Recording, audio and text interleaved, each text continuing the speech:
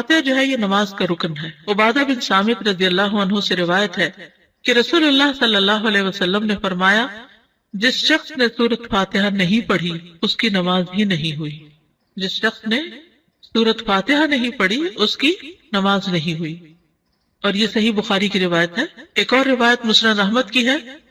ابو ہریرہ رضی اللہ عنہ فرماتے ہیں کہ رسول اللہ صلی اللہ علیہ وسلم نے فرمایا ہر وہ نماز جس میں سورۃ فاتحہ نہ پڑھی جائے وہ ناقص ہے، ناقص ہے، ناقص ہے، مکمل نہیں۔ امام کے علاوہ مقتدی کو بھی سورۃ فاتحہ پڑھنے کا حکم ہے۔ نبی صلی اللہ علیہ وسلم کے اصحاب میں سے ایک صحابی سے مروی ہے، کہتے ہیں کہ نبی صلی اللہ علیہ وسلم نے فرمایا شاید تم لوگ امام کی قرات کے دوران قرات کرتے ہو، شاید تم لوگ امام کی قرات کے دوران قرات کرتے ہو۔ آپ نے 2 یا 3 مرتبہ یہ سوال دہرایا، یعنی جب امام پڑھتا تو لگتا تم بھی کچھ پڑھ رہے ہو۔ صحابہ نے عرض کیا یا رسول اللہ واقعی ہم ایسا کرتے ہیں۔ آپ صلی اللہ علیہ وسلم نے فرمایا پس ایسا نہ کیا کرو الا یہ کہ تم میں سے کوئی سورۃ فاتحہ پڑھے۔ ابو ہریرہ رضی اللہ عنہ سے روایت ہے، انہوں نے فرمایا ہر نماز میں قرات کرنی چاہیے۔ پھر جن نمازوں میں رسول اللہ صلی اللہ علیہ وسلم نے ہمیں بآواز بلند سنایا ہم ان میں تمہیں بآواز بلند سناتے ہیں، اور جن میں آپ نے ہم سے قرات کو پوشیدہ رکھا ان میں ہم بھی تم سے پوشیدہ رکھتے ہیں، اور اگر تو ام القرآن سے زیادہ قرات نہ کرے تو بھی کافی ہے، اور اگر زیادہ پڑھ لے تو بہتر ہے۔ اس کا مطلب کیا ہے؟ مثلا ظہر کی نماز امام صاحب پڑھا رہے ہیں، انہوں نے اللہ اکبر کی، اب آپ چاہیں تو چاہے چپ رہیں، چاہے آپ استفتاح کی دعا پڑھیں، لیکن سورۃ فاتحہ تو آپ کو لازمی پڑھنی ہے۔ اور اس کے علاوہ قرات اگر قرآن کی کوئی سورت پڑھنا چاہتے تو پڑھ لیں، اگر نہیں پڑھ رہے تو بھی امام کی قرات جو ہے وہ آپ کو کافی ہو جائے گی، ٹھیک ہے۔ اسی طرح مثلا امام بلند آواز سے نماز پڑھا رہا ہے، جہری نماز ہے، اور اس میں جتنی دیر سکوت کرتا ہے، جہاں جہاں خاموش ہوتا ہے وہاں آپ اپنا پڑھ لیں، اور جب سورۃ فاتحہ بلند آواز سے پڑھے گا تو دل میں سورۃ فاتحہ پڑھ لیں، اور جب وہ کوئی اور سورت ملائے گا تو خاموشی اختیار کریں، یعنی یہ نہیں کہ وہ سبح اسم ربک الاعلی پڑھ رہا ہے اور آپ ساتھ پڑھنا شروع کر دیں، یہ نہیں کریں۔ اس وقت آپ کیا کریں؟ خاموشی سے اس کو سنیں۔ اسی طرح اگر امام نماز پڑھا رہا ہے اور آپ پہنچے ہیں ذرا دیر سے تو سبحانک اللہ وغیرہ نہیں پڑھے، ڈائریکٹ سورۃ فاتحہ شروع کریں تاکہ آپ کی پوری ہو اور آپ امام کے ساتھ رکوع پہ جا سکیں۔ اگر آپ نے قرات کا کچھ حصہ نہیں پایا تو کوئی بات نہیں، پھر بھی آپ کی وہ رکعت پوری ہو جائے گی۔ سورۃ الفاتحہ کی اہمیت اور فضیلت بہت دفعہ آپ نے پہلے بھی پڑھی ہوگی، صرف یاد دہانی اس لیے کرا دیتے ہیں کہ انسان اگر سورۃ الفاتحہ پر بھی توجہ کر لے نماز میں تو باقی نماز میں خشوع آ جاتا ہے۔ آپ یہ تجربہ کر کے دیکھیے، اگر آپ نے سورۃ الفاتحہ کو کیچ کر لیا نا کہ اس کو غور سے توجہ سے ترجمے کے ساتھ پڑھ لیا، ترجمے کے ساتھ مرادی کے دل میں اس کا معنی دہرا رہے ہیں، تو آپ دیکھیں گے کہ آپ نماز میں ٹک جاتے ہیں، پھر نماز میں فوکس قائم ہو جاتا ہے۔ لیکن اگر شروع سے ہی دھیان نہیں جمع تو پھر بعد میں بھی دھیان جمانا مشکل ہوتا ہے۔ 7 مثانی کہا جاتا ہے سورۃ الفاتحہ کو، قرآن مجید میں آتا ہے وَلَقَدْ آتَيْنَاكَ سَبْعًا مِّنَ الْمَثَانِي وَالْقُرْآنَ الْعَظِيمِ، بلا شبہ یقیناً ہم نے آپ کو بار بار دہرائی جانے والی 7 آیتیں اور بہت عظمت والا قرآن عطا کیا ہے۔ یعنی سورۃ الفاتحہ جو ہے سب سے زیادہ قرآن کا حصہ ہم نماز میں اسی کو دہراتے ہیں، یعنی اور کوئی قرآن کا حصہ اتنا نہیں پڑھا جاتا جتنی ریپیٹیشن سورۃ الفاتحہ کی ہوتی ہے، نماز کے اندر بھی اور نماز کے علاوہ بھی۔ تو اسی لیے اس کو سبع من المثانی، دہرائی جانے والی 7 آیتیں۔ رسول اللہ صلی اللہ علیہ وسلم نے فرمایا اللہ عز و جل نے ام القرآن فاتحہ جیسی سورت نہ تورات میں نازل فرمائی اور نہ ہی انجیل میں، اور یہی 7 مثانی ہے، اور اللہ تعالیٰ فرماتے ہیں یہی سورت میرے اور میرے بندے کے درمیان تقسیم شدہ ہے، اور میرے بندے کو وہی ملے گا جو وہ مانگے گا۔ کیسے تقسیم شدہ ہے؟ بہت ہی خوبصورت حدیث ہے یہ۔ ابو ہریرہ نبی صلی اللہ علیہ وسلم سے روایت کرتے ہیں کہ آپ نے فرمایا جس نے کوئی نماز پڑھی اور اس میں ام القرآن کی قرات نہ کی تو وہ ناقص ہے، 3 مرتبہ فرمایا، یعنی پوری ہی نہیں۔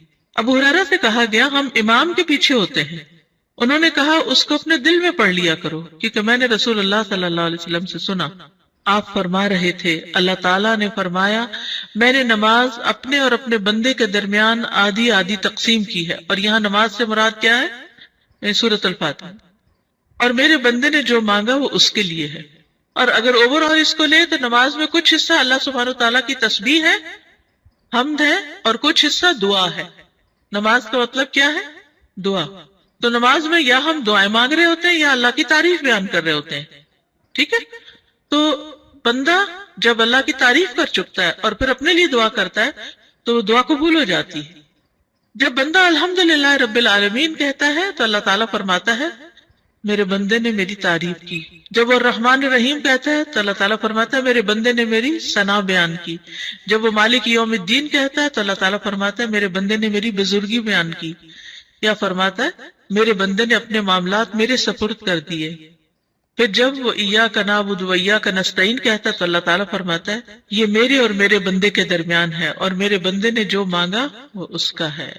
اور جب اہدنا الصراط المستقیم صراط الذین انعمت علیہم غیر المغضوب علیہم ولا الضالین کہتا ہے تو اللہ فرماتا ہے یہ میرے بندے کا ہے اور میرے بندے کے لیے ہے جو اس نے مانگا۔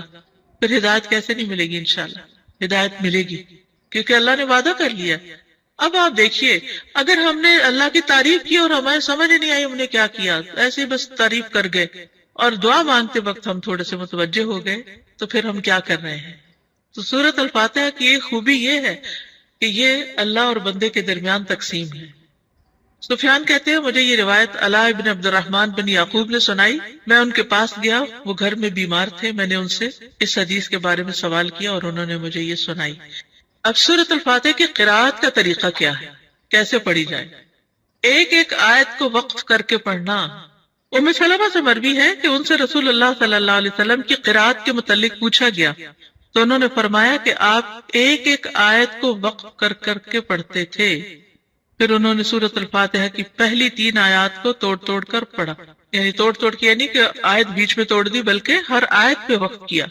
بسم اللہ الرحمن الرحیم الحمد للہ رب العالمین الرحمن الرحیم مالک یوم الدین۔ اور پھر کہتی ہیں کان یقطع قراءتہ آیتن آیتن، کہ نبی صلی اللہ علیہ وسلم ایک ایک آیت کو وقف کر کے پڑھتے تھے۔ پھر آپ صلی اللہ علیہ وسلم الفاتحہ پڑھتے، آپ اس کی ایک ایک آیت الگ الگ کر کے پڑھتے، بسم اللہ الرحمن الرحیم پڑھتے، پھر رک جاتے، پھر الحمدللہ پڑھتے، اور پھر باقی بھی اسی طرح آخر تک۔ اسی طرح آپ کی تمام قرات، آپ آیات کے اختتام پر رک جاتے اور ایک آیت کو دوسری سے ملا کر نہیں پڑھتے۔ حضرت عبداللہ بن عباس فرماتے ہیں کہ ایک دن جبریل علیہ السلام رسول اللہ صلی اللہ علیہ وسلم کے پاس بیٹھے ہوئے تھے، کیونکہ یہ آپ کو معلوم ہے نا کہ جب وہ وحی لاتے تھے تو آپ کے پاس بیٹھتے تھے، کہ انہوں نے اپنے اوپر ایک زوردار آواز سنی۔ انہوں نے اپنا سر اٹھایا، پھر فرمایا یہ آسمان کا ایک دروازہ ہے جو آج سے پہلے کبھی نہیں کھلا۔ پھر فرمایا یہ ایک فرشتہ ہے جو آج سے پہلے زمین پر کبھی نہیں اترا۔ پھر اس فرشتے نے آپ صلی اللہ علیہ وسلم کو سلام کیا اور 2 نوروں کی خوشخبری دی اور کہا یہ 2 نور آپ ہی کو دیے جا رہے ہیں، آپ سے پہلے کسی نبی کو نہیں دیے گئے، ایک سورۃ الفاتحہ اور دوسرا سورۃ البقرہ کی آخری 2 آیات۔ آپ جب کبھی ان دونوں میں سے کوئی کلمہ تلاوت کریں، یعنی سورۃ فاتحہ پڑھیں یا سورۃ البقرہ کی آخری آیات پڑھیں، تو آپ کو طلب کردہ چیز ضرور عطا کی جائے گی، یعنی اس کے بعد دعا قبول ہوتی ہے۔ صحیح مسلم کی روایت ہے۔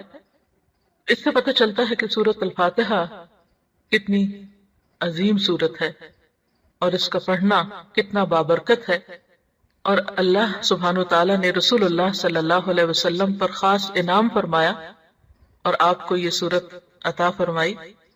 قرآن پاک میں آتا ہے وَلَقَدْ آتَيْنَاكَ سَبْعًا مِّنَ الْمَثَانِي وَالْقُرْآنِ الْعَظِيمِ، کہ ہم نے آپ کو 7 بار بار دہرائی جانے والی آیات عطا کی ہیں، اور اس سے مراد سورۃ الفاتحہ ہی ہے۔ ایک اور حدیث ہے جو بخاری کی ہے، آپ صلی اللہ علیہ وسلم الرجیم بسم اللہ الرحمن الرحیم رب اشرح لی صدری ویسر لی امری واحلل عقدۃ من لسانی یفقہوا قولی۔ کچھ سوالات تھے پچھلے ہفتے، ان کے جواب ہیں۔ سب سے پہلا سوال تو یہ تھا کہ دعائے قنوت رکوع سے پہلے پڑھیں گے یا رکوع کے بعد پڑھیں گے، کیونکہ دونوں طرح کی روایات ملتی ہیں تو اس لیے ان کا تھوڑا سا تفصیلی جائزہ۔ رکوع کے بعد بھی کرنے کا جواز موجود ہے. دعائے قنوت رکوع سے پہلے اور بعد میں پڑھنا جائز ہے. یہ دونوں حکم ثابت ہیں، یعنی اس میں وسعت ہے. ہم کیا لفظ استعمال نہیں کریں گے؟ اختلاف ہے. کیا کہیں گے؟ وسعت ہے. اگرچہ زیادہ تر رکوع کے بعد ہی آیا ہے. بخاری اور دوسرے لوگوں نے حضرت انس سے روایت کیا ہے کہ نبی صلی اللہ علیہ وسلم نے 1 مہینے تک رکوع کے بعد قنوت پڑھا. آپ بنو اسیہ کے لیے بد دعا کرتے تھے.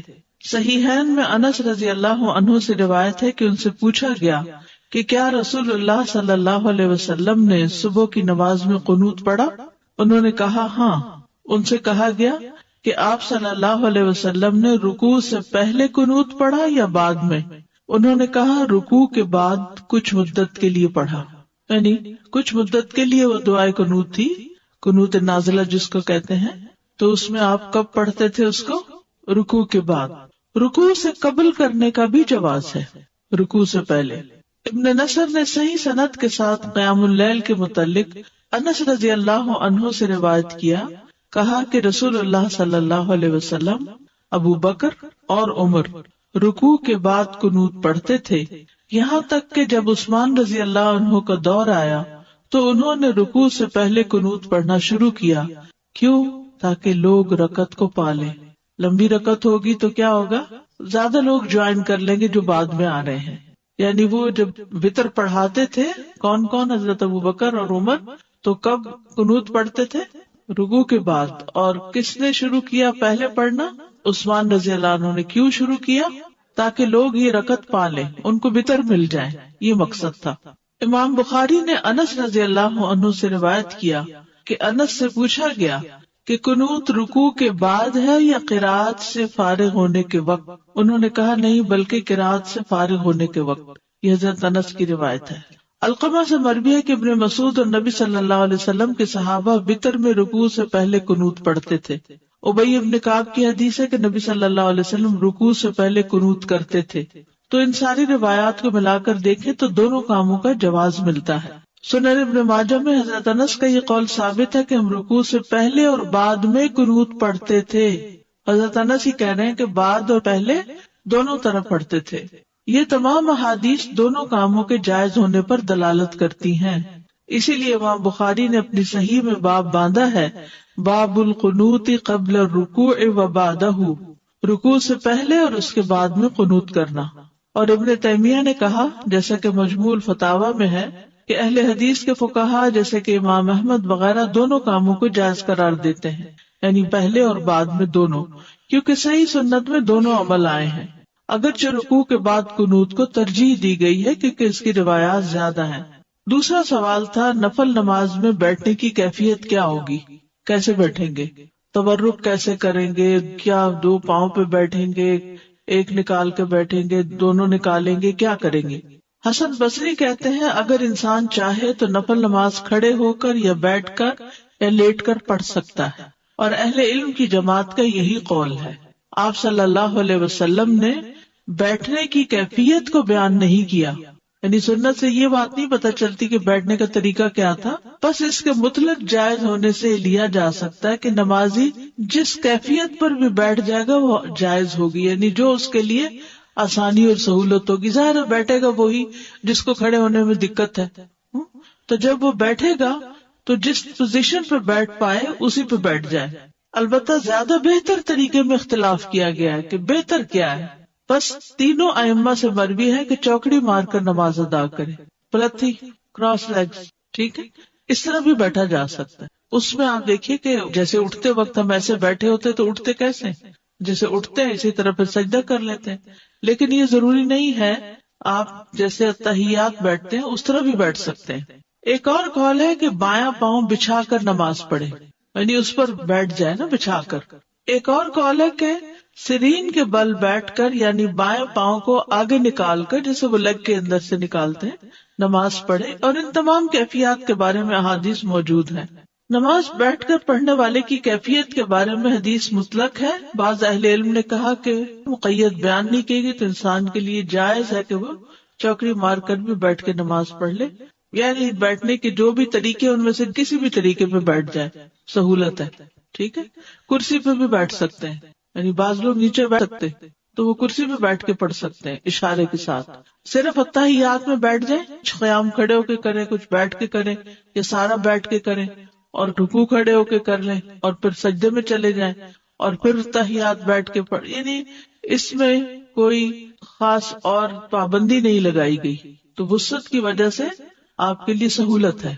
پھر ہے نماز میں سورۃ الاخلاص کی تکرار. یہ بھی کسی نے سوال کیا تھا آپ میں سے. سوال تھا کیا یہ ممکن ہے کہ میں نفل نماز میں ایک ہی سورت پڑھوں؟ مثال کے طور پر میں سورۃ اخلاص کو ایک سے زیادہ مرتبہ پڑھتا جاؤں، گویا کہ میں ایک رکعت میں 100 دفعہ پڑھوں.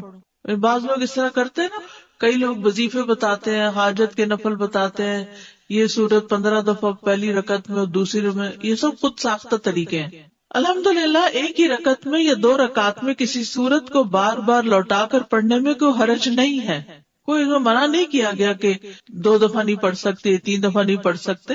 خاص طور پر قل هو اللہ احد، کیونکہ اس کی بہت عظیم فضیلت ہے، کیونکہ یہ سورت توحید اور رب تعالیٰ کی صفات پر مشتمل ہے. امام بخاری نے روایت کیا کہ ابو سعید خدری سے روایت ہے کہ ایک آدمی نے دوسرے آدمی سے سنا کہ وہ قل هو اللہ احد بار بار پڑھ رہا ہے. جب صبح ہوئی تو اس نے رسول اللہ صلی اللہ علیہ وسلم کی خدمت میں حاضر ہو کر اس واقعے کا ذکر کیا. گویا وہ اس عمل میں کوئی بڑا ثواب خیال نہ کرتا تھا. تو رسول اللہ صلی اللہ علیہ وسلم نے فرمایا مجھے اس ذات کی قسم جس کے ہاتھ میں میری جان ہے، یہ سورت قرآن کے 1/3 کے برابر ہے. لیکن 2 کاموں سے بچنا ضروری ہے تکرار میں. نمبر 1، گنتی معین نہ کرے کہ 10 دفعہ ہی پڑھنی ضروری ہے. ان میں سے ایک یہ ہے کہ تکرار معین گنتی کے ساتھ نہ ہو. اگر وہ معین کر لے گا، یعنی فکس کر لے گا، وہ نہ اس سے زیادہ پڑے گا نہ کم، تو یہ بدعت ہوگی، کیونکہ یہ خود ساختہ طریقہ ہے، خود ایجاد کیا، لوگوں کو پابند کیا. یعنی کچھ لوگ اس طرح کی چیزیں لکھ کر عام کر دیتے ہیں یا دوسروں کو کہتے ہیں 3 دفعہ لازمی پڑھنا ہے. مذکورہ حدیث میں گنتی کی تعین نہیں، نہ ہی یہ سلف سے معروف ہے، اور جو چیز شریعت میں متعین نہیں اس کی تعین جائز نہیں. اس کا بغیر کسی تعین کے مطلق ہونا جائز ہوگا. جیسے لوگ کہتے ہیں نا کتنی دفعہ آیت کریمہ پڑھیں، وہ کہیں نہیں بتایا کہ کتنی دفعہ، جتنا سہولت سے پڑھ سکتے ہو. حضرت یونس علیہ السلام کے بارے میں کچھ نہیں ملتا کہ انہوں نے 100 دفعہ پڑھا یا 1000 دفعہ پڑھا. اصل بات یہ کہ پڑھنے کی کوالٹی کیا ہے، یہ زیادہ امپورٹنٹ ہے. نمبر 2، اسے عادت نہ بنایا جائے کہ مثلا ہر روز فجر کی نماز میں آپ پہلی رکعت میں 20 دفعہ اور دوسری میں 15 دفعہ قل هو اللہ پڑھ رہے ہیں. یہ نہیں ہونا چاہیے. انسان جب بھی رات کو قیام کرے تو ایک سورت کے بار بار پڑھنے کو عادت نہ بنا لے. کہ آپ دیکھیں کہ کوئی شخص ہر رات ایک ہی سورت پڑھتا ہے اور اسے تبدیل نہیں کرتا، یہ بھی مشروع نہیں، نہ سلف صالحین کے عمل میں سے ہے. بس جب وہ اس کام کو کرنا چاہے تو کبھی کبھار ہی کرے، اس پر دوام نہ کرے. اس کو چاہیے کہ سنت کے عمل کو اور اس کام کو عادت بنائے جس پر پہلے لوگ عمل کیا کرتے تھے. وہ ہر رکعت میں سورۃ الفاتحہ کے ساتھ کوئی ایک سورت پڑھے یا کسی سورت کا کچھ. نحمده ونصلي على رسوله الكريم، اما بعد فاعوذ بالله من الشيطان الرجيم. بسم الله الرحمن الرحيم. رب اشرح لي صدري ويسر لي امري واحلل عقدة من لساني يفقهوا قولي. کچھ سوالات تھے پچھلے ہفتے، ان کے جواب ہیں. سب سے پہلا سوال تو یہ تھا کہ دعائے قنوت رکوع سے پہلے پڑھیں گے یا رکوع کے بعد پڑھیں گے، کیونکہ دونوں طرح کی روایات ملتی ہیں تو اس لیے ان کا تھوڑا سا تفصیلی جائزہ. رکوع کے بعد بھی کرنے کا جواز موجود ہے. دعائے قنوت رکوع سے پہلے اور بعد میں پڑھنا جائز ہے. یہ دونوں حکم ثابت ہیں، یعنی اس میں وسعت ہے. ہم کیا لفظ استعمال نہیں کریں گے؟ اختلاف ہے. کیا کہیں گے؟ وسعت ہے. اگرچہ زیادہ تر رکوع کے بعد ہی آیا ہے. بخاری اور دوسرے لوگوں نے حضرت انس سے روایت کیا ہے کہ نبی صلی اللہ علیہ وسلم نے 1 مہینے تک رکوع کے بعد قنوت پڑھا. آپ بنو اسیہ کے لیے بد دعا کرتے تھے. صحیحین میں انس رضی اللہ عنہ سے روایت ہے کہ ان سے پوچھا گیا کہ کیا رسول اللہ صلی اللہ علیہ وسلم نے صبح کی نماز میں قنوت پڑھا؟ انہوں نے کہا ہاں. ان سے کہا گیا کہ آپ صلی اللہ علیہ وسلم نے رکوع سے پہلے قنوت پڑھا یا بعد میں؟ انہوں نے کہا رکوع کے بعد کچھ مدت کے لیے پڑھا، یعنی کچھ مدت کے لیے وہ دعائے قنوت تھی، قنوت نازلہ جس کو کہتے ہیں. تو اس میں آپ کب پڑھتے تھے اس کو؟ رکوع کے بعد. رکوع سے قبل کرنے کا بھی جواز ہے، رکوع سے پہلے. ابن نصر نے صحیح سند کے ساتھ قیام اللیل کے متعلق انس رضی اللہ عنہ سے روایت کیا، کہا کہ رسول اللہ صلی اللہ علیہ وسلم، ابو بکر اور عمر رکوع کے بعد قنوت پڑھتے تھے، یہاں تک کہ جب عثمان رضی اللہ عنہ کا دور آیا تو انہوں نے رکوع سے پہلے قنوت پڑھنا شروع کیا۔ کیوں؟ تاکہ لوگ رکعت کو پالیں۔ لمبی رکعت ہوگی تو کیا ہوگا؟ زیادہ لوگ جوائن کر لیں گے جو بعد میں آ رہے ہیں۔ یعنی وہ جب وتر پڑھاتے تھے، کون کون؟ حضرت ابو بکر اور عمر، تو کب قنوت پڑھتے تھے؟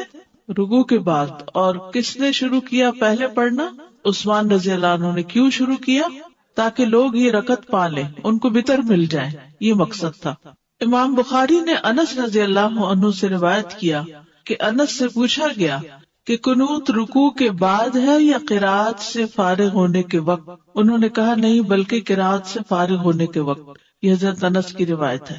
علقمہ سے مروی ہے کہ ابن مسعود اور نبی صلی اللہ علیہ وسلم کے صحابہ وتر میں رکوع سے پہلے قنوت پڑھتے تھے۔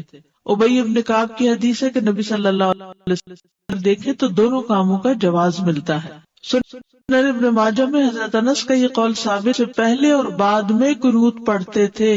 حضرت انس ہی کہہ رہے ہیں کہ بعد اور پہلے دونوں طرف پڑھتے تھے۔ یہ تمام احادیث دونوں کاموں کے جائز ہونے پر دلالت کرتی ہیں، اسی لیے امام بخاری نے اپنی صحیح میں باب باندھا ہے، باب القنوت قبل الرکوع و بعدہ، رکوع سے پہلے اور اس کے بعد میں قنوت کرنا۔ اور ابن تیمیہ نے کہا، جیسا کہ مجموع الفتاوی میں ہے، کہ اہل حدیث کے فقہا جیسے کہ امام احمد وغیرہ دونوں کاموں کو جائز قرار دیتے ہیں، یعنی پہلے اور بعد میں دونوں، کیونکہ صحیح سنت میں دونوں عمل آئے ہیں۔ اگرچہ رکوع کے بعد قنوت کو ترجیح دی گئی ہے کیونکہ اس کی روایات زیادہ ہیں۔ دوسرا سوال تھا نفل نماز میں بیٹھنے کی کیفیت کیا ہوگی، کیسے بیٹھیں گے، تورک کیسے کریں گے، کیا دو پاؤں پہ بیٹھیں گے، ایک نکال کے بیٹھیں گے، دونوں نکالیں گے، کیا کریں گے؟ حسن بصری کہتے ہیں اگر انسان چاہے تو نفل نماز کھڑے ہو کر یا بیٹھ کر یا لیٹ کر پڑھ سکتا ہے، اور اہل علم کی جماعت کا یہی قول ہے۔ آپ صلی اللہ علیہ وسلم نے بیٹھنے کی کیفیت کو بیان نہیں کیا، یعنی سنت سے یہ بات نہیں پتہ چلتی کہ بیٹھنے کا طریقہ کیا تھا، بس اس کے مطلق جائز ہونے سے لیا جا سکتا ہے کہ نمازی جس کیفیت پر بھی بیٹھ جائے گا وہ جائز ہوگی، یعنی جو اس کے لیے آسانی اور سہولت ہوگی۔ ظاہر ہے بیٹھے گا وہی جس کو کھڑے ہونے میں دقت ہے، تو جب وہ بیٹھے گا تو جس پوزیشن پہ بیٹھ پائے اسی پہ بیٹھ جائے۔ البتہ زیادہ بہتر طریقے میں اختلاف کیا گیا ہے کہ بہتر کیا ہے، بس تینوں ائمہ سے مروی ہے کہ چوکڑی مار کر نماز ادا کرے، پلتھی، کراس لیگز، ٹھیک ہے، اس طرح بھی بیٹھا جا سکتا ہے۔ اس میں آپ دیکھیے کہ جیسے اٹھتے وقت ہم ایسے بیٹھے ہوتے تو اٹھتے کیسے، جیسے اٹھتے ہیں اسی طرح پھر سجدہ کر لیتے ہیں، لیکن یہ ضروری نہیں ہے آپ جیسے اتحیات بیٹھتے ہیں اس طرح بھی بیٹھ سکتے ہیں۔ ایک اور قول ہے کہ بایاں پاؤں بچھا کر نماز پڑھے، یعنی اس پر بیٹھ جائے نا بچھا کر۔ ایک اور قول ہے کہ سرین کے بل بیٹھ کر، یعنی بائیں پاؤں کو آگے نکال کر جیسے وہ لیگ کے اندر سے نکالتے ہیں، نماز پڑھے، اور ان تمام کیفیات کے بارے میں احادیث موجود ہیں۔ نماز بیٹھ کر پڑھنے والے کی کیفیت کے بارے میں حدیث مطلق ہے، بعض اہل علم نے کہا کہ مقید بیان نہیں کی گئی تو انسان کے لیے جائز ہے کہ وہ چوکڑی مار کر بھی بیٹھ کے نماز پڑھ لے، یعنی بیٹھنے کے جو بھی طریقے ان میں سے کسی بھی طریقے پہ بیٹھ جائے، سہولت ہے، ٹھیک ہے۔ کرسی پہ بھی بیٹھ سکتے ہیں، یعنی بعض لوگ نیچے بیٹھ ہی نہیں سکتے تو وہ کرسی پہ بیٹھ کے پڑھ سکتے ہیں اشارے کے ساتھ، یا یہ بھی کر سکتے ہیں کہ صرف اتحیات میں بیٹھ جائیں اور باقی کچھ قیام کھڑے ہو کے کریں، کچھ بیٹھ کے کریں، یا سارا بیٹھ کے کریں اور رکوع کھڑے ہو کے کر لیں اور پھر سجدے میں چلے جائیں اور پھر تحیات بیٹھ کے پڑھ، یعنی اس میں کوئی خاص اور پابندی نہیں لگائی گئی، تو وسعت کی وجہ سے آپ کے لیے سہولت ہے۔ پھر ہے نماز میں سورۃ الاخلاص کی تکرار، یہ بھی کسی نے سوال کیا تھا آپ میں سے۔ سوال تھا کیا یہ ممکن ہے کہ میں نفل نماز میں ایک ہی سورت پڑھوں، مثال کے طور پر میں سورۃ اخلاص کو ایک سے زیادہ مرتبہ پڑھتا جاؤں، گویا کہ میں ایک رکعت میں 100 دفعہ پڑھوں۔ بعض لوگ اس طرح کرتے ہیں نا، کئی لوگ وظیفے بتاتے ہیں، حاجت کے نفل بتاتے ہیں، یہ سورت 15 دفعہ پہلی رکعت میں اور دوسری میں، یہ سب خود ساختہ طریقے ہیں۔ الحمدللہ ایک ہی رکعت میں یا 2 رکعت میں کسی سورت کو بار بار لوٹا کر پڑھنے میں کوئی حرج نہیں ہے، کوئی منع نہیں کیا گیا کہ 2 دفعہ نہیں پڑھ سکتے، 3 دفعہ نہیں پڑھ سکتے، خاص طور پر قل هو اللہ احد، کیونکہ اس کی بہت عظیم فضیلت ہے، کیونکہ یہ سورت توحید اور رب تعالیٰ کی صفات پر مشتمل ہے۔ امام بخاری نے روایت کیا کہ ابو سعید خدری سے روایت ہے کہ ایک آدمی نے دوسرے آدمی سے سنا کہ وہ قل هو اللہ احد بار بار پڑھ رہا ہے۔ جب صبح ہوئی تو اس نے رسول اللہ صلی اللہ علیہ وسلم کی خدمت میں حاضر ہو کر اس واقعے کا ذکر کیا، گویا وہ اس عمل میں کوئی بڑا ثواب خیال نہ کرتا تھا۔ تو رسول اللہ صلی اللہ علیہ وسلم نے فرمایا، مجھے اس ذات کی قسم جس کے ہاتھ میں میری جان ہے، یہ سورت قرآن کی 1/3 کے برابر ہے۔ لیکن 2 کاموں سے بچنا ضروری ہے تکرار میں۔ نمبر 1، گنتی معین نہ کرے کہ 10 دفعہ ہی پڑھنی ضروری ہے۔ ان میں سے ایک یہ ہے کہ تکرار معین گنتی کے ساتھ نہ ہو۔ اگر وہ معین کر لے گا، یعنی فکس کر لے گا، وہ نہ اس سے زیادہ پڑھے گا نہ کم، تو یہ بدعت ہوگی، کیونکہ یہ خود ساختہ طریقہ ہے، خود ایجاد کیا، لوگوں کو پابند کیا۔ یعنی کچھ لوگ اس طرح کی چیزیں لکھ کر عام کر دیتے ہیں یا دوسروں کو کہتے ہیں 3 دفعہ لازمی پڑھنا ہے۔ مذکورہ حدیث میں گنتی کی تعین نہیں، نہ ہی یہ سلف سے معروف ہے، اور جو چیز شریعت میں متعین نہیں اس کی تعین جائز نہیں، اس کا بغیر کسی تعین کے مطلق ہونا جائز ہوگا۔ جیسے لوگ کہتے ہیں کتنی دفعہ آیت کریمہ پڑھیں، وہ کہیں نہیں بتایا کہ کتنی دفعہ، جتنا سہولت سے پڑھ سکتے ہو۔ حضرت یونس علیہ السلام دفعہ پڑھا یا 1000 دفعہ پڑھا، اصل بات یہ کہ پڑھنے کی کوالٹی کیا ہے، یہ زیادہ امپورٹنٹ ہے۔ نمبر 2، اسے عادت نہ بنایا جائے کہ مثلا ہر روز فجر کی نماز میں آپ پہلی رکعت میں 20 دفعہ اور دوسری میں 15 دفعہ قل هو اللہ پڑھ رہے ہیں، یہ نہیں ہونا چاہیے۔ انسان جب بھی رات کو قیام کرے تو ایک سورت کے بار بار پڑھنے کو عادت نہ بنا لے، کہ آپ دیکھیں کہ کوئی شخص ہر رات ایک ہی سورت پڑھتا ہے اور اسے تبدیل نہیں کرتا، یہ بھی مشروع نہیں، نہ سلف صالحین کے عمل میں سے ہے۔ بس جب وہ اس کام کو کرنا چاہے تو کبھی کبھار ہی کرے، اس پر دوام نہ کرے۔ اس کو چاہیے کہ سنت کے عمل کو اور اس کام کو عادت بنائے جس پر پہلے لوگ عمل کیا کرتے تھے۔ وہ ہر رکعت میں سورۃ الفاتحہ کے ساتھ کوئی ایک سورت پڑھے یا کسی سورت کا کچھ۔ نحمده ونصلی علی رسولہ الکریم، اما بعد، فاعوذ باللہ من الشیطان الرجیم، بسم اللہ الرحمن الرحیم، رب اشرح لی صدری ویسر لی امری واحلل عقدۃ من لسانی یفقہوا قولی۔ کچھ سوالات تھے پچھلے ہفتے، ان کے جواب ہیں۔ سب سے پہلا سوال تو یہ تھا کہ دعائے قنوت رکوع سے پہلے پڑھیں گے یا رکوع کے بعد پڑھیں گے، کیونکہ دونوں طرح کی روایات ملتی ہیں، تو اس لیے ان کا تھوڑا سا تفصیلی جائزہ۔ رکوع کے بعد بھی کرنے کا جواز موجود ہے۔ دعائے قنوت رکوع سے پہلے اور بعد میں پڑھنا جائز ہے، یہ دونوں حکم ثابت ہیں، یعنی اس میں وسعت ہے۔ ہم کیا لفظ استعمال نہیں کریں گے؟ اختلاف ہے، کیا کہیں گے؟ وسعت ہے، اگرچہ زیادہ تر رکوع کے بعد ہی آیا ہے۔ بخاری اور دوسرے لوگوں نے حضرت انس سے روایت کیا ہے کہ نبی صلی اللہ علیہ وسلم نے 1 مہینے تک رکوع کے بعد قنوت پڑھا۔ آپ بنو اسیہ کے لیے بد دعا کرتے تھے۔ صحیحین میں انس رضی اللہ عنہ سے روایت ہے کہ ان سے پوچھا گیا کہ کیا رسول اللہ صلی اللہ علیہ وسلم نے صبح کی نماز میں قنوت پڑھا؟ انہوں نے کہا ہاں۔ ان سے کہا گیا کہ آپ صلی اللہ علیہ وسلم نے رکوع سے پہلے قنوت پڑھا یا بعد میں؟ انہوں نے کہا رکوع کے بعد کچھ مدت کے لیے پڑھا، یعنی کچھ مدت کے لیے وہ دعائے قنوت تھی، قنوت نازلہ جس کو کہتے ہیں۔ تو اس میں آپ کب پڑھتے تھے اس کو؟ رکوع کے بعد۔ رکوع سے قبل کرنے کا بھی جواز ہے، رکوع سے پہلے۔ ابن نصر نے صحیح سند کے ساتھ قیام اللیل کے متعلق انس رضی اللہ عنہ سے روایت کیا، کہا کہ رسول اللہ صلی اللہ علیہ وسلم، ابو بکر اور عمر رکوع کے بعد قنوت پڑھتے تھے، یہاں تک کہ جب عثمان رضی اللہ عنہ کا دور آیا تو انہوں نے رکوع سے پہلے قنوت پڑھنا شروع کیا۔ کیوں؟ تاکہ لوگ رکعت کو پالیں۔ لمبی رکعت ہوگی تو کیا ہوگا؟ زیادہ لوگ جوائن کر لیں گے جو بعد میں آ رہے ہیں۔ یعنی وہ جب وتر پڑھاتے تھے، کون کون؟ حضرت ابو بکر اور عمر، تو کب قنوت پڑھتے تھے؟ رکوع کے بعد۔ اور کس نے شروع کیا پہلے پڑھنا؟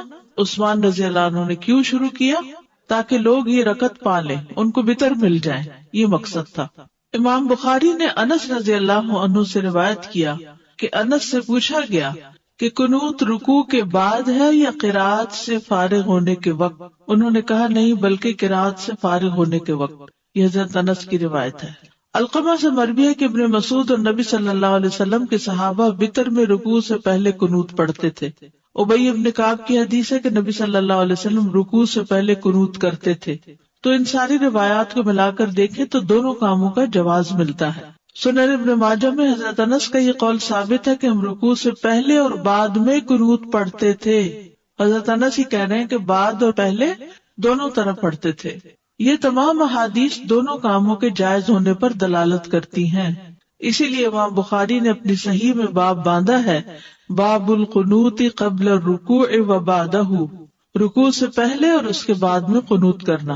اور ابن تیمیہ نے کہا، جیسا کہ مجموع الفتاوی میں ہے، کہ اہل حدیث کے فقہا جیسے کہ امام احمد وغیرہ دونوں کاموں کو جائز قرار دیتے ہیں، یعنی پہلے اور بعد میں دونوں، کیونکہ صحیح سنت میں دونوں عمل آئے ہیں. اگرچہ رکوع کے بعد قنوت کو ترجیح دی گئی ہے کیونکہ اس کی روایات زیادہ ہیں. دوسرا سوال تھا نفل نماز میں بیٹھنے کی کیفیت کیا ہوگی، کیسے بیٹھیں گے، تورک کیسے کریں گے، کیا دو پاؤں پہ بیٹھیں گے، ایک نکال کے بیٹھیں گے، دونوں نکالیں گے، کیا کریں گے. حسن بصری کہتے ہیں اگر انسان چاہے تو نفل نماز کھڑے ہو کر یا بیٹھ کر یا لیٹ کر پڑھ سکتا ہے، اور اہل علم کی جماعت کا یہی قول ہے. آپ صلی اللہ علیہ وسلم نے بیٹھنے کی کیفیت کو بیان نہیں کیا، یعنی سنت سے یہ بات نہیں پتہ چلتی کہ بیٹھنے کا طریقہ کیا تھا. بس اس کے مطلق جائز ہونے سے لیا جا سکتا ہے کہ نمازی جس کیفیت پر بھی بیٹھ جائے گا وہ جائز ہوگی، یعنی جو اس کے لیے آسانی اور سہولت ہوگی. ظاہر ہے بیٹھے گا وہی جس کو کھڑے ہونے میں دقت ہے، تو جب وہ بیٹھے گا تو جس پوزیشن پہ بیٹھ پائے اسی پہ بیٹھ جائے. البتہ زیادہ بہتر طریقے میں اختلاف کیا گیا ہے کہ بہتر کیا ہے. بس تینوں ائمہ سے مروی ہے کہ چوکڑی مار کر نماز ادا کرے، پلتھی، کراس لیگز، ٹھیک ہے، اس طرح بھی بیٹھا جا سکتا ہے. اس میں آپ دیکھیے کہ جیسے اٹھتے وقت ہم ایسے بیٹھے ہوتے تو اٹھتے کیسے، جیسے اٹھتے ہیں اسی طرح پھر سجدہ کر لیتے ہیں. لیکن یہ ضروری نہیں ہے آپ جیسے التحیات بیٹھتے ہیں اس طرح بھی بیٹھ سکتے ہیں. ایک اور قول ہے کہ بایاں پاؤں بچھا کر نماز پڑھے، یعنی اس پر بیٹھ جائے نا بچھا کر. ایک اور قول ہے کہ سرین کے بل بیٹھ کر یعنی بائیں پاؤں کو آگے نکال کر جیسے وہ لیگ کے اندر سے نکالتے ہیں نماز پڑھے. اور ان تمام کیفیات کے بارے میں احادیث موجود ہیں. نماز بیٹھ کر پڑھنے والے کی کیفیت کے بارے میں حدیث مطلق ہے. بعض اہل علم نے کہا کہ مقید بیان نہیں کی گئی تو انسان کے لیے جائز ہے کہ وہ چوکڑی مار کر بھی بیٹھ کے نماز پڑھ لے، یعنی بیٹھنے کے جو بھی طریقے ان میں سے کسی بھی طریقے پہ بیٹھ جائے، سہولت ہے. ٹھیک ہے، کرسی پہ بھی بیٹھ سکتے ہیں، یعنی بعض لوگ نیچے بیٹھ ہی نہیں سکتے تو وہ کرسی پہ بیٹھ کے پڑھ سکتے ہیں اشارے کے ساتھ.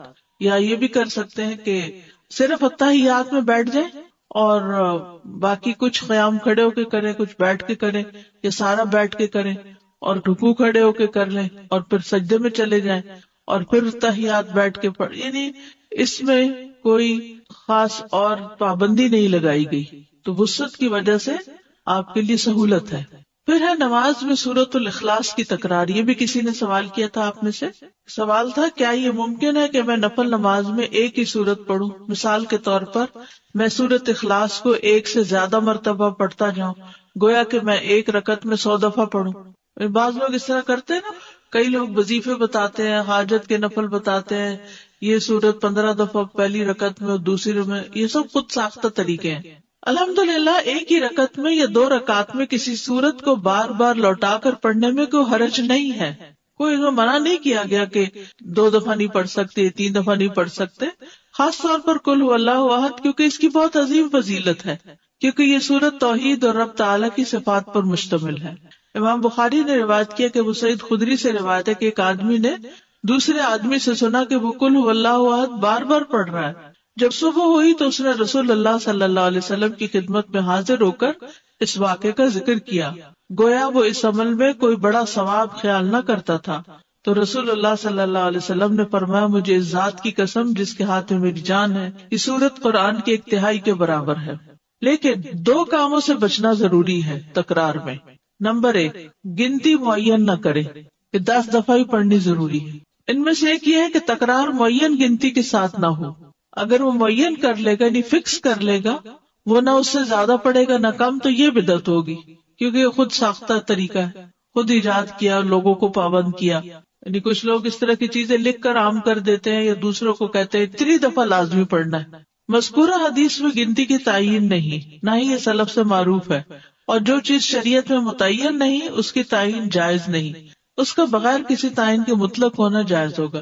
جیسے لوگ کہتے ہیں نا کتنی دفعہ آیت کریمہ پڑھیں، وہ کہیں نہیں بتایا کہ کتنی دفعہ، جتنا سہولت سے پڑھ سکتے ہو. حضرت یونس علیہ السلام کے بارے میں کچھ نہیں ملتا کہ انہوں نے 100 دفعہ پڑھا یا 1000 دفعہ پڑھا. اصل بات یہ کہ پڑھنے کی کوالٹی کیا ہے، یہ زیادہ امپورٹنٹ ہے. نمبر 2، اسے عادت نہ بنایا جائے کہ مثلا ہر روز فجر کی نماز میں آپ پہلی رکعت میں 20 دفعہ اور دوسری میں 15 دفعہ قل ہو اللہ پڑھ رہے ہیں. یہ نہیں ہونا چاہیے. انسان جب بھی رات کو قیام کرے تو ایک سورت کے بار بار پڑھنے کو عادت نہ بنا لے. کہ آپ دیکھیں کہ کوئی شخص ہر رات ایک ہی سورت پڑھتا ہے اور اسے تبدیل نہیں کرتا، یہ بھی مشروع نہیں، نہ سلف صالحین کے عمل میں سے ہے. بس جب وہ اس کام کو کرنا چاہے تو کبھی کبھار ہی کرے، اس پر دوام نہ کرے. اس کو چاہیے کہ سنت کے عمل کو اور اس کام کو عادت بنائے جس پر پہلے لوگ عمل کیا کرتے تھے. وہ ہر رکعت میں سورۃ الفاتحہ کے ساتھ کوئی ایک سورت پڑھے یا کسی سورت کا کچھ. نحمدہ ونصلی علی رسولہ الکریم، اما بعد، فاعوذ باللہ من الشیطان الرجیم، بسم اللہ الرحمن الرحیم. رب اشرح لی صدری ویسر لی امری واحلل عقدۃ من لسانی یفقہوا قولی. کچھ سوالات تھے پچھلے ہفتے، ان کے جواب ہیں. سب سے پہلا سوال تو یہ تھا کہ دعائے قنوت رکوع سے پہلے پڑھیں گے یا رکوع کے بعد پڑھیں گے، کیونکہ دونوں طرح کی روایات ملتی ہیں تو اس لیے ان کا تھوڑا سا تفصیلی جائزہ. رکوع کے بعد بھی کرنے کا جواز موجود ہے. دعائے قنوت رکوع سے پہلے اور بعد میں پڑھنا جائز ہے. یہ دونوں حکم ثابت ہیں، یعنی اس میں وسعت ہے. ہم کیا لفظ استعمال نہیں کریں گے؟ اختلاف ہے. کیا کہیں گے؟ وسعت ہے. اگرچہ زیادہ تر رکوع کے بعد ہی آیا ہے. بخاری اور دوسرے لوگوں نے حضرت انس سے روایت کیا ہے کہ نبی صلی اللہ علیہ وسلم نے 1 مہینے تک رکوع کے بعد قنوت پڑھا. آپ بنو اسیہ کے لیے بد دعا کرتے تھے. صحیحین میں انس رضی اللہ عنہ سے روایت ہے کہ ان سے پوچھا گیا کہ کیا رسول اللہ صلی اللہ علیہ وسلم نے صبح کی نماز میں قنوت پڑھا؟ انہوں نے کہا ہاں. ان سے کہا گیا کہ آپ صلی اللہ علیہ وسلم نے رکوع سے پہلے قنوت پڑھا یا بعد میں؟ انہوں نے کہا رکوع کے بعد کچھ مدت کے لیے پڑھا، یعنی کچھ مدت کے لیے وہ دعائے قنوت تھی، قنوت نازلہ جس کو کہتے ہیں. تو اس میں آپ کب پڑھتے تھے اس کو؟ رکوع کے بعد. رکوع سے قبل کرنے کا بھی جواز ہے، رکوع سے پہلے. ابن نصر نے صحیح سند کے ساتھ قیام اللیل کے متعلق انس رضی اللہ عنہ سے روایت کیا، کہا کہ رسول اللہ صلی اللہ علیہ وسلم، ابو بکر اور عمر رکوع کے بعد قنوت پڑھتے تھے، یہاں تک کہ جب عثمان رضی اللہ عنہ کا دور آیا تو انہوں نے رکوع سے پہلے قنوت پڑھنا شروع کیا. کیوں؟ تاکہ لوگ رکعت کو پالیں. لمبی رکعت ہوگی تو کیا ہوگا؟ زیادہ لوگ جوائن کر لیں گے جو بعد میں آ رہے ہیں. یعنی وہ جب وتر پڑھاتے تھے، کون کون؟ حضرت ابو بکر اور عمر. تو کب قنوت پڑھتے تھے؟ رکوع کے بعد. اور کس نے شروع کیا پہلے پڑھنا؟ عثمان رضی اللہ عنہ نے. کیوں شروع کیا؟ تاکہ لوگ یہ رکعت پالیں، ان کو وتر مل جائے، یہ مقصد تھا. امام بخاری نے انس رضی اللہ عنہ سے روایت کیا کہ انس سے پوچھا گیا کہ قنوت رکوع کے بعد ہے یا قرات سے فارغ ہونے کے وقت؟ انہوں نے کہا نہیں، بلکہ قرات سے فارغ ہونے کے وقت. یہ حضرت انس کی روایت ہے. علقمہ سے مروی ہے کہ ابن مسعود اور نبی صلی اللہ علیہ وسلم کے صحابہ وتر میں رکوع سے پہلے قنوت پڑھتے تھے. ابی ابن کعب کی حدیث ہے کہ نبی صلی اللہ علیہ وسلم رکوع سے پہلے قنوت کرتے تھے. تو ان ساری روایات کو ملا کر دیکھیں تو دونوں کاموں کا جواز ملتا ہے. سنن ابن ماجہ میں حضرت انس کا یہ قول ثابت ہے کہ ہم رکوع سے پہلے اور بعد میں قنوت پڑھتے تھے. حضرت انس ہی کہہ رہے ہیں کہ بعد اور پہلے دونوں طرف پڑھتے تھے. یہ تمام احادیث دونوں کاموں کے جائز ہونے پر دلالت کرتی ہیں. اسی لیے امام بخاری نے اپنی صحیح میں باب باندھا ہے، باب القنوت قبل الرکوع و بعدہ، رکوع سے پہلے اور اس کے بعد میں قنوت کرنا. اور ابن تیمیہ نے کہا، جیسا کہ مجموع الفتاوی میں ہے، کہ اہل حدیث کے فقہا جیسے کہ امام احمد وغیرہ دونوں کاموں کو جائز قرار دیتے ہیں، یعنی پہلے اور بعد میں دونوں، کیونکہ صحیح سنت میں دونوں عمل آئے ہیں. اگرچہ رکوع کے بعد قنوت کو ترجیح دی گئی ہے کیونکہ اس کی روایات زیادہ ہیں. دوسرا سوال تھا نفل نماز میں بیٹھنے کی کیفیت کیا ہوگی، کیسے بیٹھیں گے، تورک کیسے کریں گے، کیا 2 پاؤں پہ بیٹھیں گے، ایک نکال کے بیٹھیں گے، دونوں نکالیں گے، کیا کریں گے؟ حسن بصری کہتے ہیں اگر انسان چاہے تو نفل نماز کھڑے ہو کر یا بیٹھ کر یا لیٹ کر پڑھ سکتا ہے، اور اہل علم کی جماعت کا یہی قول ہے۔ آپ صلی اللہ علیہ وسلم نے بیٹھنے کی کیفیت کو بیان نہیں کیا، یعنی سنت سے یہ بات نہیں پتہ چلتی کہ بیٹھنے کا طریقہ کیا تھا، بس اس کے مطلق جائز ہونے سے لیا جا سکتا ہے کہ نمازی جس کیفیت پر بھی بیٹھ جائے گا وہ جائز ہوگی، یعنی جو اس کے لیے آسانی اور سہولت ہوگی۔ ظاہر ہے بیٹھے گا وہی جس کو کھڑے ہونے میں دقت ہے، تو جب وہ بیٹھے گا تو جس پوزیشن پہ بیٹھ پائے اسی پہ بیٹھ جائے۔ البتہ زیادہ بہتر طریقے میں اختلاف کیا گیا ہے کہ بہتر کیا ہے، بس تینوں ائمہ سے مروی ہے کہ چوکڑی مار کر نماز ادا کرے، پلتھی، کراس لیگز، ٹھیک ہے، اس طرح بھی بیٹھا جا سکتا ہے۔ اس میں آپ دیکھیے کہ جیسے اٹھتے وقت ہم ایسے بیٹھے ہوتے تو اٹھتے کیسے ہیں، جیسے اٹھتے ہیں اسی طرح پھر سجدہ کر لیتے ہیں، لیکن یہ ضروری نہیں ہے آپ جیسے تحیات بیٹھتے ہیں اس طرح بھی بیٹھ سکتے ہیں۔ ایک اور قول ہے کہ بایاں پاؤں بچھا کر نماز پڑھے، یعنی اس پر بیٹھ جائے نا بچھا کر۔ ایک اور قول ہے کہ سرین کے بل بیٹھ کر یعنی بائیں پاؤں کو آگے نکال کر جیسے وہ لیگ کے اندر سے نکالتے ہیں نماز پڑھے، اور ان تمام کیفیات کے بارے میں احادیث موجود ہیں۔ نماز بیٹھ کر پڑھنے والے کی کیفیت کے بارے میں حدیث مطلق ہے، بعض اہل علم نے کہا کہ مقید بیان نہیں کی گئی تو انسان کے لیے جائز ہے کہ وہ چوکڑی مار کر بھی بیٹھ کے نماز پڑھ لے، یعنی بیٹھنے کے جو بھی طریقے ان میں سے کسی بھی طریقے پہ بیٹھ جائے، سہولت ہے، ٹھیک ہے۔ کرسی پہ بھی بیٹھ سکتے ہیں، یعنی بعض لوگ نیچے بیٹھ ہی نہیں سکتے تو وہ کرسی پہ بیٹھ کے پڑھ سکتے ہیں اشارے کے ساتھ، یا یہ بھی کر سکتے ہیں کہ صرف اتحیات میں بیٹھ جائیں اور باقی کچھ قیام کھڑے ہو کے کریں، کچھ بیٹھ کے کریں، یا سارا بیٹھ کے کریں اور رکوع کھڑے ہو کے کر لیں اور پھر سجدے میں چلے جائیں اور پھر تحیات بیٹھ کے پڑھ، یعنی اس میں کوئی خاص اور پابندی نہیں لگائی گئی، تو وسعت کی وجہ سے آپ کے لیے سہولت ہے۔ پھر ہے نماز میں سورۃ الاخلاص کی تکرار، یہ بھی کسی نے سوال کیا تھا آپ میں سے، سوال تھا کیا یہ ممکن ہے کہ میں نفل نماز میں ایک ہی سورت پڑھوں، مثال کے طور پر میں سورۃ اخلاص کو ایک سے زیادہ مرتبہ پڑھتا جاؤں، گویا کہ میں ایک رکعت میں 100 دفعہ پڑھوں۔ بعض لوگ اس طرح کرتے ہیں نا، کئی لوگ وظیفے بتاتے ہیں، حاجت کے نفل بتاتے ہیں، یہ سورت 15 دفعہ پہلی رکعت میں اور دوسری میں، یہ سب خود ساختہ طریقے ہیں۔ الحمدللہ ایک ہی رکعت میں یا 2 رکعت میں کسی سورت کو بار بار لوٹا کر پڑھنے میں کوئی حرج نہیں ہے، کوئی منع نہیں کیا گیا کہ 2 دفعہ نہیں پڑھ سکتے، 3 دفعہ نہیں پڑھ سکتے، خاص طور پر قل هو اللہ احد، کیونکہ اس کی بہت عظیم فضیلت ہے، کیونکہ یہ سورت توحید اور رب تعالیٰ کی صفات پر مشتمل ہے۔ امام بخاری نے روایت کیا کہ ابو سعید خدری سے روایت ہے کہ ایک آدمی نے دوسرے آدمی سے سنا کہ وہ قل هو اللہ احد بار بار پڑھ رہا ہے۔ جب صبح ہوئی تو اس نے رسول اللہ صلی اللہ علیہ وسلم کی خدمت میں حاضر ہو کر اس واقعے کا ذکر کیا، گویا وہ اس عمل میں کوئی بڑا ثواب خیال نہ کرتا تھا، تو رسول اللہ صلی اللہ علیہ وسلم نے فرمایا مجھے اس ذات کی قسم جس کے ہاتھ میں میری جان ہے، یہ سورت قرآن کی 1/3 کے برابر ہے۔ لیکن 2 کاموں سے بچنا ضروری ہے تکرار میں۔ نمبر 1، گنتی معین نہ کرے کہ 10 دفعہ ہی پڑھنی ضروری ہے۔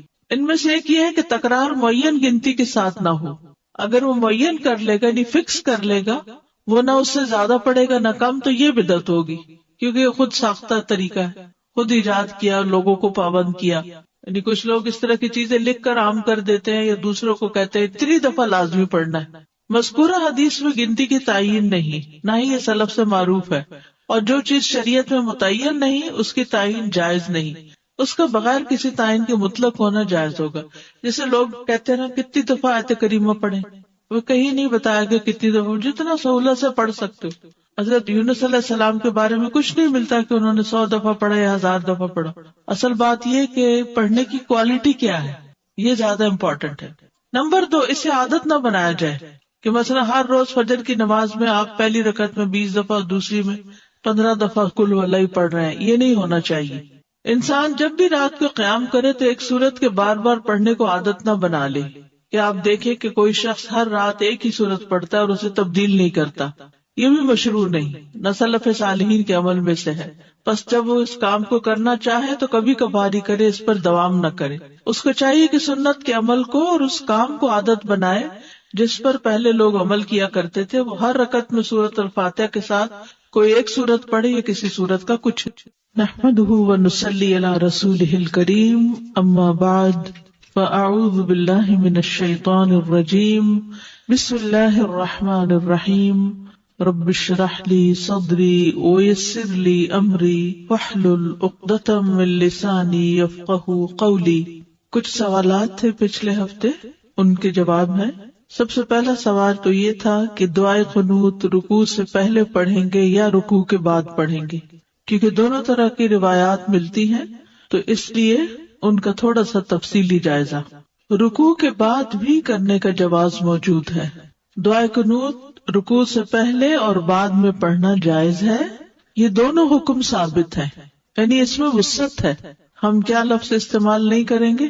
اختلاف ہے، کیا کہیں گے؟ وسعت ہے، اگرچہ زیادہ تر رکوع کے بعد ہی آیا ہے۔ بخاری اور دوسرے لوگوں نے حضرت انس سے روایت کیا ہے کہ نبی صلی اللہ علیہ وسلم نے 1 مہینے تک رکوع کے بعد قنوت پڑھا۔ آپ بنو اسیہ کے لیے بد دعا کرتے تھے۔ صحیحین میں انس رضی اللہ عنہ سے روایت ہے کہ ان سے پوچھا کہ کیا رسول اللہ صلی اللہ علیہ وسلم نے صبح کی نماز میں قنوت پڑھا؟ انہوں نے کہا ہاں۔ ان سے کہا گیا کہ آپ صلی اللہ علیہ وسلم نے رکوع سے پہلے قنوت پڑھا یا بعد میں؟ انہوں نے کہا رکوع کے بعد دعائے قنوت تھی، قنوت نازلہ جس کو کہتے ہیں، تو اس میں آپ کب پڑھتے تھے اس کو؟ رکوع کے بعد۔ آواز ہے رکوع سے پہلے۔